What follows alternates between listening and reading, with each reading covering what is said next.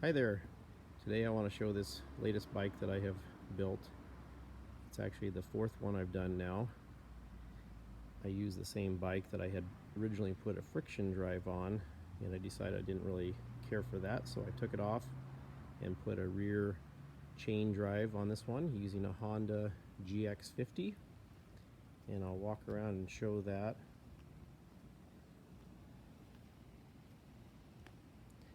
So this one is made by, I'll show the sign here, Staton-Inc.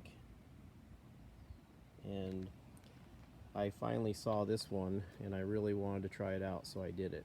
I bought the kit and the gearbox, which is like something like 18-to-1, chain drive, and then I bought the hub from them, which puts the chain drive on a freewheel sprocket on the left side, which I really like.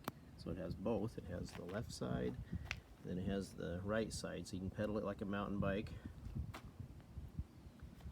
And the only thing with this one is it works really well. I haven't used it a lot yet. It works really well, but it was really hard figuring out how to put it together. So the instructions weren't very good. I had to look off pictures, and I had to make some stops at the hardware store to get extra bolts and washers and stuff like that. But I like it because it sits on the back. It drives it from the rear wheel, and not like the other bikes that I've had, or I have, the engine sits in the center, and so that puts it all back here. So I really like this one. I like the way it works. And I did have to use a different gear throttle, because the throttle that they sent just didn't work right. But I've got it all set up. Still got a little ways to go on it, so it's not completely finished, but I just wanted to show this here, and I wanted to zoom in a little bit closer on some of the parts in case anybody ever wanted to do this, because I feel like that would be super helpful to have a good video on this drive.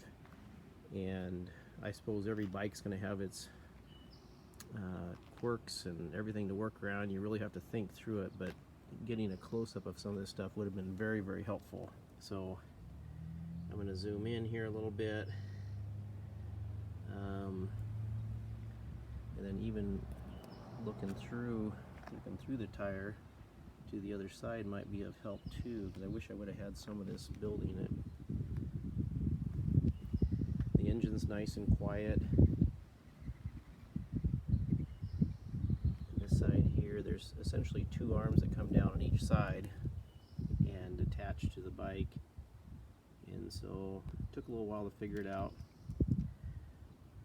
And it's kind of like a little weed eater engine, but it's a 4-stroke, and it seems to run just fine. I geared it with the back, so it'd go about 27-28 miles an hour, which is totally fine for me. That's faster than I really want to go on a bike, and seems to power it just fine. So there's a quick overview of my latest build.